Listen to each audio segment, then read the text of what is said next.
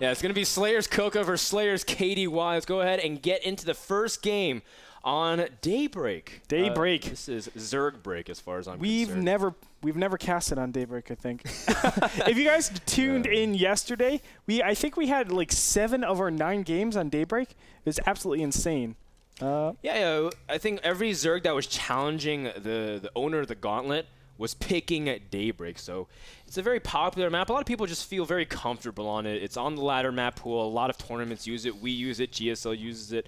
So I think a lot of people just feel this this zone where they can do anything. They feel a lot of flexibility, especially in ZVZ, Andre. A lot of different strategies are viable. But let's talk about that after we introduce our players. Okay, in the bottom left-hand corner, as the blue Zerg, we have KDY and his opponent and also his teammate. It is none other than Coca in the top right-hand corner. That's right. KDY, one of the new recruits to Team Slayers. What happened a few months ago is Slayers said, we need some new blood into our Korean teams. We're going to host another open qualifier, very similar. They copied an ASL. They said, you know what, we want to have an open qualifier, recruit some new players to our team.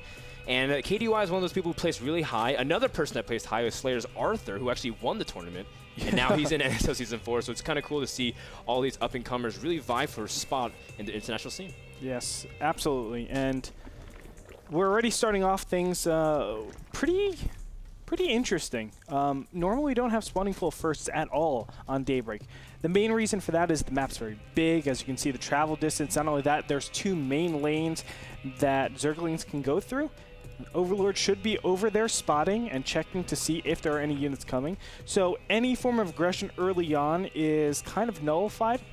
Just because it's such a big map, it takes a lot more time to get across, so you can prepare a lot easier. So I am really confused, actually, why we have 2 spawning pools just to start us out. But this is just a transposition into something we see so many different times, which is, of course, the expansion. That's right. It could be also the fact that these guys are teammates. Don't forget that with that insight, they may have practiced multiple times with each other, may have bounced strategies off each other, and now they're facing off so early in the tournament. This is the first round of our 3rd qualifier, which means there's a lot of mind games, Andre. There's a lot of ways to fake out your opponent. Basically, you can say, I know what my teammate normally sees me doing. I can completely metagame. And so sometimes maybe one player goes for hatchery first all the time. Maybe one person cheats a little bit, and they're kind of mixing it up. You know, you have to always take that into account. It could be the case where it's just like they're sitting next to each other, and they're like, I'm going to 6-pool you. And the other guy's like, no, I'm going to 6-pool you. That's right. And they're both like, okay, well, let's go build the defense against 6-pool and get this spawning pool a little bit faster on Daybreak. That would make sense. But yeah, that's exactly right. I mean, so many mind games that go on into this particular game or this series just because they do know each other. They know each other's styles. So we're going to see how they actually cut corners and try to get an advantage on each other. And we're already starting off with KDY taking first blood, that Zergling kill. Yeah, nothing too huge, just able to control a little bit more of the map, but at the same time, Coca still controls the tower. Now, Coca is no slouch himself. For those of you who may not know too much about Coca, he has recently done pretty well. You know, he's placed in the top 4 of the ESV Grand Prix, losing just barely to Squirtle for a shot against Tasia. But then again, who was able to stop Tasia in that tournament? And of course, Coca's just done pretty well for himself overall, just in all the Korean leagues he's done.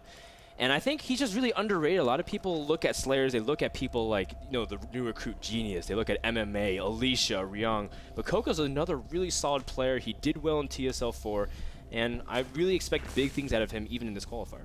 I do too. I've been a Coca fan for a while. I actually casted him in one of the Korean weeklies way back when, oh my gosh, I wanted to say a couple months ago, but that's probably half a year ago, maybe even a year ago. Well, time flies by, Andre. I am old, man. I'm old. Oh, by the way, for those of you that were wondering before, I found out what my age is. It is actually 24. I forgot what my age was in a previous cast, and I was like, I actually don't know how old I am. That'd be really bad, because then someone who's trying to steal your identity knows more information about you than you actually do. And someone can try to pretend to be Greetor. It'd be really tough. But you can see that at this point, both players are being really defensive, kind of making sure to at least get a spine crawler up. You can see that KDY is getting a couple banelings as well, just being able to get minimal defenses, but drone really heavily. And you can see that he's up a significant amount of drones at the moment, 42 to 34. But at the same time, Koka also getting a little bit aggressive, trying to poke up the ramp trays really nicely. A couple Zerglings just for one Baneling. And now he gets pretty much full scouting information. He sees the saturation. And that should pretty much cue him to feel free to join as well. Yep. It is kind of interesting that there's such a huge disparity in workers. You can see 34 to 42. And I don't really know what that's a credit to. Both players have a singles creep tumor that's down. So it's not like they're sacrificing an inject. It just comes down to it where, you know, KDY was able to squeeze out a couple more drones over his opponent. Units tab isn't really showing that big of a Zergling difference. Remember that there were Baneling explosions, so that could be definitely one of the reasons why you see so many more for KDY. But I don't know. I don't know where it actually came down, but oh, very nice double Baneling hit on those Zerglings. Clean that up. That's why you normally actually, you know, right-click your Zerglings in and then shift deselect a couple of them to take some of the Baneling hits, and then you move in with the rest of them. But that was kind of poor play coming out from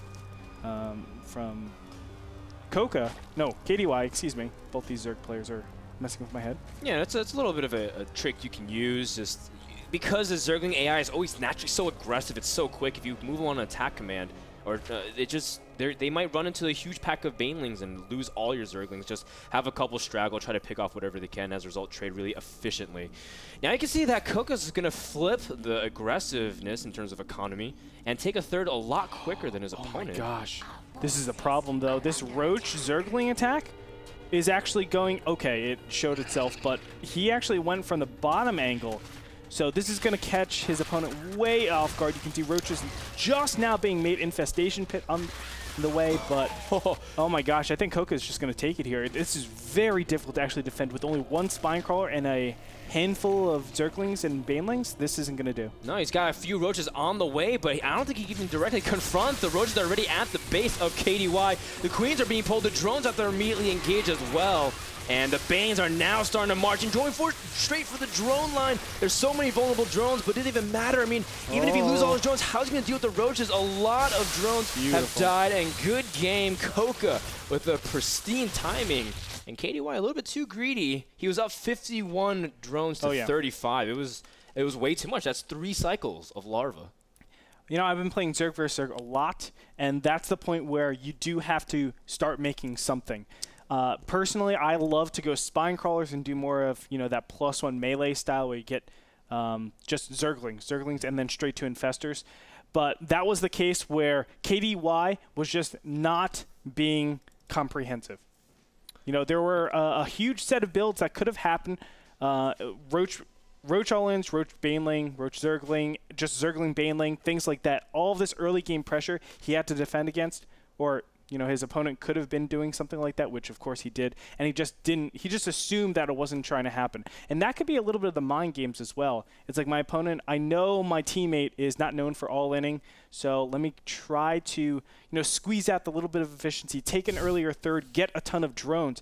I can't really defend here, but if he doesn't hit within 2 minutes, he's dead at that macro. I mean, imagine if he was able to sit on that much of an economic advantage. 16 drones. And, of course, I think it was Killer from Home Story Cup was saying drones in ZVZ are worth 3 times the amount. That's 48 workers that you're trying to cushion yourself with. A little bit too much greed from KDY, but you know what? Maybe he scales it back. He has a chance because it's a best of 3 all the way until the finals, which is a best of 5.